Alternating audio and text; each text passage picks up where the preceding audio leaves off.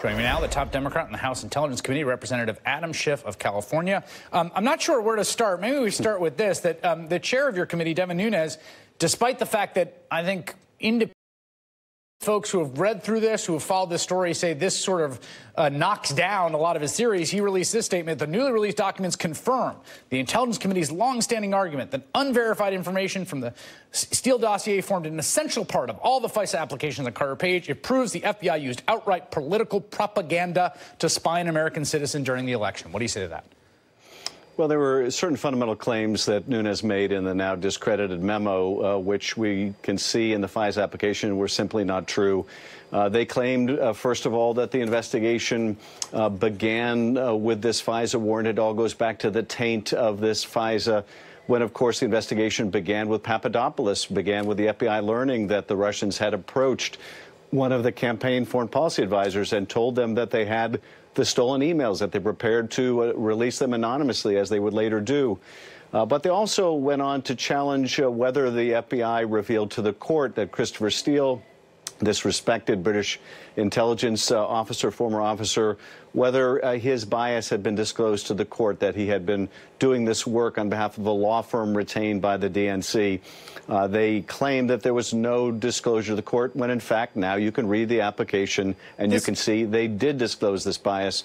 So in point after point, basically the Nunes memo has been discredited, but that doesn't stop either Nunes or the president from saying otherwise. Well, I want to just hammer home that point because it's been such a key part of this sort of counter-narrative that's been spun. The idea is that this sort of deep state conspiracy gets the dossier, goes to the court, and doesn't tell them the origin at all. It's a hustle. It's a con. They have this political oppo document. They go to the judge and they say, whoa, we just found this. You should really surveil this guy. Here is what the FISA shows from Charlie Savage's New York Times piece. The application contains a page-length explanation that does alert the court that the person who commissioned Mr. Steele's research was, and I quote here, likely looking for information to discredit Mr. Trump's campaign.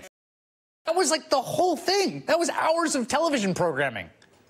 Well, you're absolutely right. And, you know, of course, they embellish it by saying there's no mention of Clinton, there's no mention of the DNC.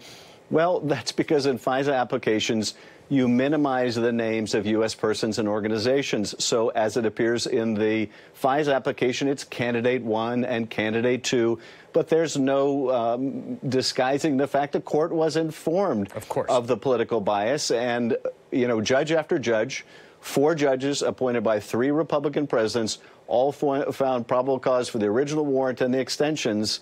And that speaks to the support, the evidence supporting those applications. There's this weird through-the-looking-glass arguments about disclosure through all of this, in which you have House Intelligence Committee members from the Republican side sort of kind of, you know, collaborating with the White House to push for certain kinds of disclosure. They want access to certain documents. They want to see stuff at DOJ. There's a concern from DOJ and I think from House Democrats that would compromise the investigation. In this case, my understanding is that you were opposed to release of this document. But I have to say, as a reporter, as someone who's followed FISA for a long time, it seems to be a good thing. Americans have access to this document, and sunshine is a good disinfectant.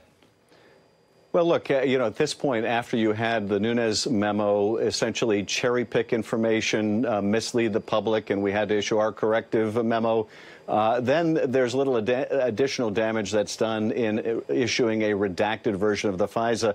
But we should have never gone down this road to begin with. It was all a bogus, trumped-up effort to validate something Donald Trump said in a tweet, and that is, I was illegally surveilled by the Obama administration in Trump Tower. Now, that is nonsense and has been declared to be nonsense by both the former director of the CIA as well as the director of national intelligence, the director of NSA.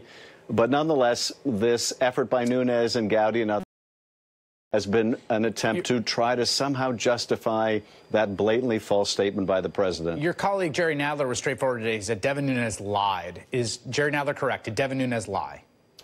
Well, yes. I mean, this is a false, patently false, provably false statement, but not just by Nunes. Others signed off on it, too, like Trey Gowdy, and indeed the entire majority signed off on that Nunes memoranda.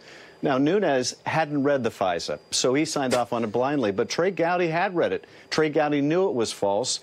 these arguments they were making, but nonetheless pushed forward. Now, he sounds a bit different now that he wants to be a judge, but that's no forgiving those misrepresentations and the denigration of the Justice Department, of the intelligence community, all in this misguided effort to defend the president, whatever the cost may be. All right, Representative Adam Schiff.